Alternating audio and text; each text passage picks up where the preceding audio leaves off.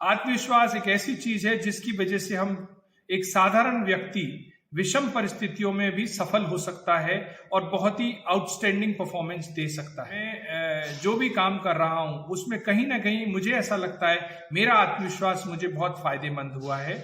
इसलिए आप जो भी काम कर रहे हैं, चाहे वो बिजनेस के क्षेत्र में है, चाहे वो राजनीति के क्षेत्र में है, चाहे वो डिफेंस के क्षेत्र में आप काम कर रहे हैं, या चाहे आप स्पोर्ट्स में या फिल्म इंडस्ट्री में काम कर रहे हैं, कहीं भी आप काम कर रहे हैं, आपके अंदर आत्मविश्वास है तो आप देखेंगे कि आप औरों से अलग हो सकते हैं, एक आम से आप खास बन सकते हैं।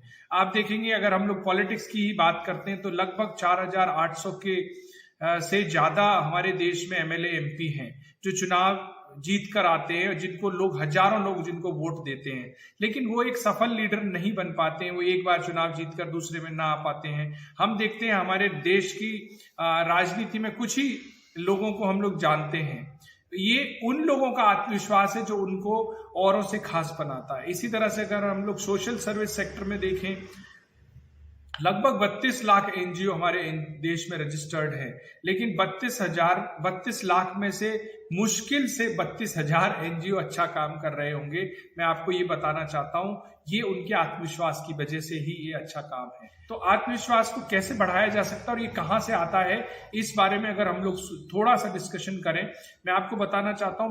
मुझे ऐसा लगता है कि दो तरह की चीजें हैं जो हमें आत्मविश्वास जिससे इम्पैक्ट होता है, जिसकी वजह से आत्मविश्वास में उतार चढ़ाव आता है। एक है कि हम कहाँ पैदा हुए हैं, कैसी हमारी अपब्रिंगिंग हुई है, किस तरह से हमारा लालन पोषण हुआ है, कितनी विषम परिस्थितियों में कितनी टफ सिचुएशंस को हमने हमारी लाइफ में हैंडल किया है, कितना आसानी से हम हमारी जिंदगी को निकाल पा रहे हैं। अगर आप बहुत अच्छी फैमिली में पैदा हुए हैं, आपने टफ सिचुएशंस देखी नहीं, बहुत तेज गर्मी आपने नहीं देखी है, या बहुत मुश्किल का दौर आपने नहीं देखा है, तो आप डेफिनेटली कभी कभी ऐसी सिचुएशन में अगर आप गए तो आपका कॉन्फिडेंस लूज हो जाएगा।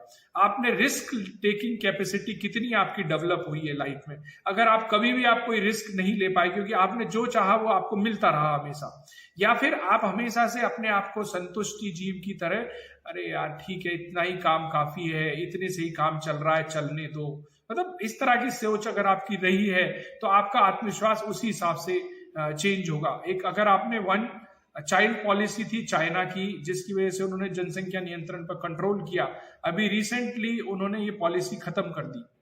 उसका एक बड़ा कारण ये था कि उनके यहाँ पर एक ही बच्चा होने की वजह से उसका बहुत लालन पोषण बहुत अच्छे से होता था, उसके पास जो वो चाहता था उसको मिलता था। उनके देश में एंटरप्रेन्योर्स बनने कम हो गए।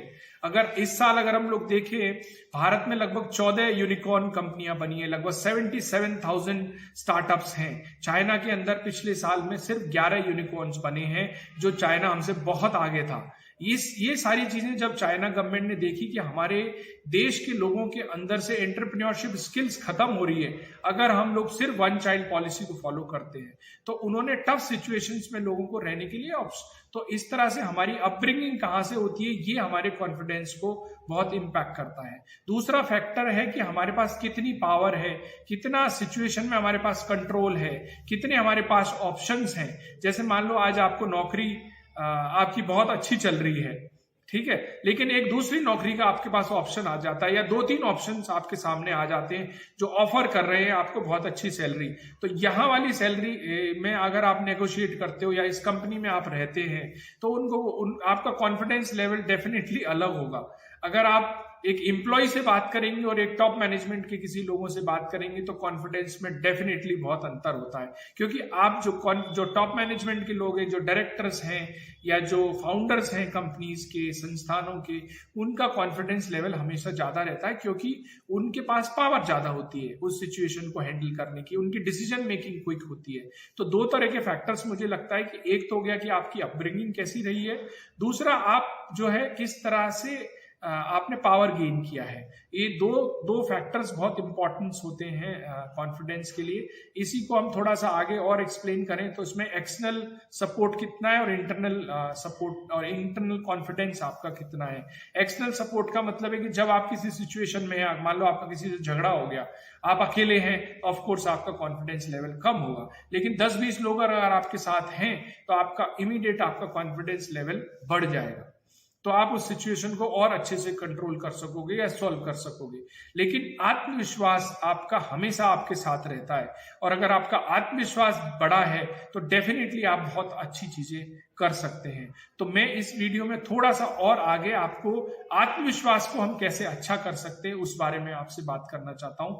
सबसे पहले आत्मविश्वास बढ़ाने के लिए हमें चाहिए डोमेन नॉलेज, मतलब हमें जानकारी इकट्ठी करनी चाहिए। किसी भी सब्जेक्ट में हम काम करते हैं, कोई बिजनेस करते हैं या कोई किसी प्रोजेक्ट पर हम काम कर रहे हैं, या किसी साइंस में किसी रिसर्च कर रहे हैं, या कोई नए प्रोजेक्ट्स में हम सेटअप करना चाहते हैं, कोई भी अगर आप काम कर रहे हैं, अगर आपके पास नॉलेज पूरी नहीं है तो उसके लिए आप ज्यादा से ज्यादा नॉलेज गेन करें। अगर आपके पास नॉलेज होगी तो आपके पास क्लैरिटी आएगी, और क्लैरिटी आएगी तो आप उस काम को और अच्छे से कर सकेंगे। तो सबसे जरूरी है कि आप कोशिश करें कि आप उस सब्जेक्ट पर नॉलेज गेन करें। अगर आप कोई स्पेशल मीटिंग में जा रहे हैं या कोई प्रेजेंटेशन करने जा रहे हैं, उसके लिए स्पेशल तैयारी करें। मैं बहुत बार देखता हूं कि काफी सारे लोग कहीं जा रहे हैं तो कोई प्रॉपर तैयारी नहीं है, हमारे पास एंड ऑब्जेक्टिव हमारे दिमाग में नहीं होता है। हम कुछ उदाहरण अगर लेते हैं हमारे लोगों के, जैसे एपीजे अब्दुल कलाम साहब ने जब मिसाइल का फर्स्ट परीक्षण किया तो उन्होंने जो नॉलेज गेन की थी कि भाई मैं ये कर सकता हूं, तब जाके उन्होंने वाजपेयी साहब से बात की कि भाई मैं परमाणु परीक्षण कर सकता हूं। इसी तरह से जब हम लोग देखते हैं, अभी पिछले कुछ साल में 370 आर्टिकल्स को भारत सरकार ने हटाया, राम मंदिर का मुद्दा रिजॉल्व किया, बहुत सारे इश्यूज को हमने पिछले 7-8 साल में रेजोल्यूशन देखा है जो सालों से हमारे देश में नहीं हुए थे। इसका कारण है कॉन्फिडेंस लेवल। मोदी सरकार का कॉन्फिडेंस लेवल अगर हम लोग देखें तो डेफिनेटली बहुत ज्यादा है। कई सारे डिसीजन गलत होते हैं, हमें गलतियों से सीखना भी चाहिए। तो सबसे जरूरी चीज है कि आप नॉलेज गेन करें, फर्स्ट इंपॉर्टेंट चीज है। दूसरी चीज है, जब आपके पास नॉलेज आ गई, आपके पास क्लैरिटी आ गई, तो आप प्लान करना सीखें। तो दूसरी इंपॉर्टेंट चीज है प्लानिंग। अब कई सारे लोग प्लानिंग को इतना इंपॉर्टेंस नहीं देखते, वो सिचुएशन में कूद गए और सॉल्व करने की कोशिश करते हैं। एक चांस है कि आप उस जगह सक्सेसफुल हो गए, लेकिन अगर आप अपनी पूरी लाइफ को उठाकर देखेंगे, आप कितनी बार आपने सिर्फ बगैर प्लानिंग के काम किया तो आप फेल हुए, और आप कितनी बार सक्सेसफुल हुए। इन दोनों चीजों को आप देखेंगे तो आपके चांसेस फेलियर के ज्यादा हैं अगर प्रॉपर प्लानिंग अगर करके काम नहीं कर रहे। प्योर इंडिया ट्रस्ट में मैं पर्सनली बहुत ही ज्यादा कैलकुलेटिव रिस्क लेता हूं, क्योंकि मैं प्लानिंग करता हूं पूरी तरह से, और जब हमारी प्लानिंग में हमें लगता है कि लॉन्ग टर्म में ये काम हमारे लिए सूटेबल है या इस काम को हम इस तरह से कर सकेंगे, तो तभी हम इस चीज पर आगे बढ़ते हैं। तो मैं सबसे जरूरी बोलता हूं, प्लान करें। अगर कोई बड़ा टास्क है तो उसको, बड़ा प्रोजेक्ट से उसको छोटे छोटे टास्क में डिवाइड करके रखें। मैं प्योर इंडिया ट्रस्ट के हर सदस्य को, हर टीम मेंबर को एक टास्क ट्रैकर मेंटेन करने के लिए बोलता हूं कि आपको जो भी करना है उसका एक टास्क बनाइए, छोटे छोटे लेवल पर आप उसको डिवाइड करिए और उसको धीरे धीरे कंप्लीट करते चलिए। जब आप उनको धीरे धीरे कंप्लीट करेंगे तो आपका कॉन्फिडेंस, क्योंकि जैसे ही आपका एक टास्क कंप्लीट होगा आपका कॉन्फिडेंस गेन होगा, अच्छा मैंने इतना कर लिया। आपका जो जिस दिन का जो आपने काम प्लान किया आप उसी दिन करने की कोशिश करें।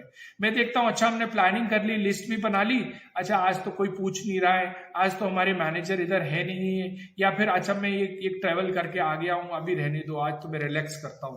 अगर आप उसी दिन का काम उसी दिन नहीं करेंगे तो आपका मैनेजमेंट आपसे पूछेगा या क्लाइंट आपसे पूछेगा, उस दिन आप रश करोगे तो आपसे गलती होगी, आप टीम के ऊपर चिल्लाएंगे, आप और लोगों से आपसे गलतियां होंगी और आपका कॉन्फिडेंस लूज होगा।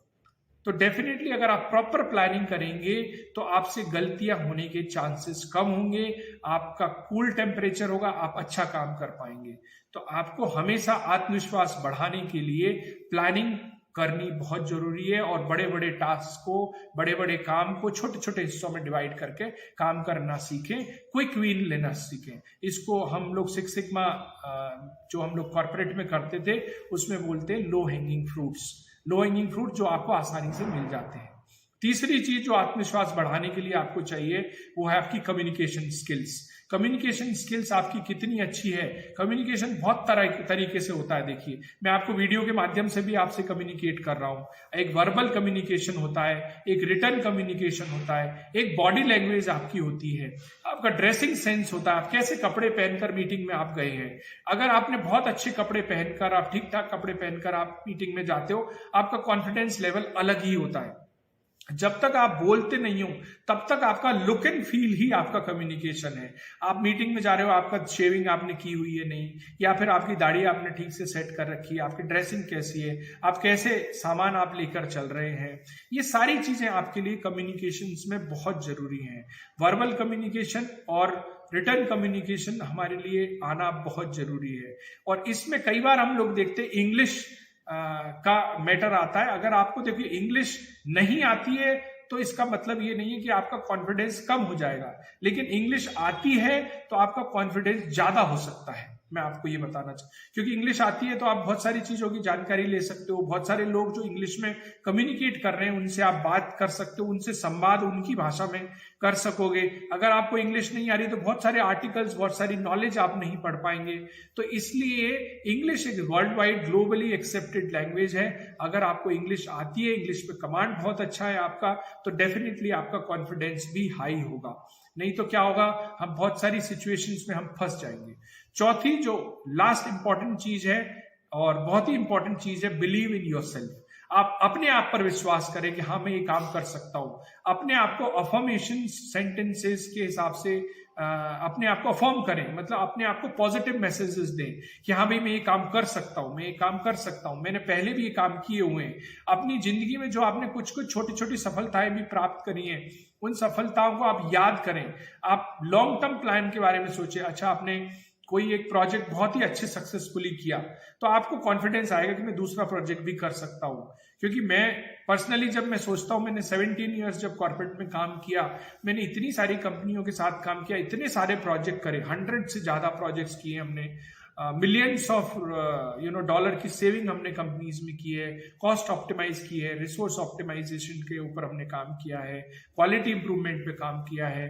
तो ये सारी चीजें जब हमने की तो प्योर इंडिया ट्रस्ट को जब शुरुआत की तो एक कॉन्फिडेंस मेरे अंदर था कि हम इसको आगे ले जा सकते हैं। और इसी तरह से जब आप छोटी छोटी अपनी सफलताओं को आप याद करते रहेंगे, सफलताओं को आप लगातार प्राप्त करते रहेंगे। ये ध्यान रखें, ऐसा नहीं है कि एक सफलता आपने कभी प्राप्त की उसके बाद आपने कोई गेन नहीं किया तो आपका कॉन्फिडेंस लूज हो जाए। आपको बार बार कुछ ना कुछ छोटा छोटा अचीवमेंट प्राप्त करते रहना जरूरी है। लॉन्ग टर्म ऑब्जेक्टिव के बारे में आप सोचना शुरू करें। तो ये 4 चीजें जो मैंने आपको बताई हैं, उन 4 चीजों पर आप ध्यान रखें। सबसे इंपॉर्टेंट, कॉन्फिडेंस बढ़ने के लिए हमें डोमेन नॉलेज, हमें नॉलेज बढ़ानी है जिससे हमारे अंदर क्लैरिटी आएगी। दूसरा, हमें प्लानिंग करना सीखना चाहिए। प्रॉपर प्लानिंग करें, टास्क मैनेजमेंट करें, आज का काम आज ही करें। तीसरा, कम्युनिकेशन स्किल्स को इंप्रूव करें। हमारी बॉडी लैंग्वेज, हमारा रिटर्न कम्युनिकेशंस, हमारा वर्बल कम्युनिकेशंस, हमें कहीं ना कहीं इंग्लिश लैंग्वेज पर भी थोड़ा कमांड लेना जरूरी है। और चौथा जो सबसे इंपॉर्टेंट है, बिलीव इन योरसेल्फ। अपने आप पर विश्वास करें, अपनी कैपेबिलिटीज पर विश्वास करें, उसको बढ़ाने की कोशिश करें दिन पर दिन। इस तरह से आपका कॉन्फिडेंस डेफिनेटली आगे बढ़ेगा और आप अपने क्षेत्र में डेफिनेटली सफल होंगे। अगर आपको ये वीडियो अच्छा लगा है तो डेफिनेटली वीडियो को लाइक करना, शेयर करना, सब्सक्राइब करना ना भूलें। इससे ज्यादा लोगों तक हमारी बात पहुंचेगी। और हमारे और दूसरे बनाए हुए वीडियो जहां से आपको एनजीओ के लिए कैसे फंडिंग ले सकते हैं और दूसरी लाइफ स्किल्स पर हमारे क्या वीडियोस हैं उसके बारे में भी आप सीख सकते हैं। बहुत बहुत धन्यवाद। नमस्कार।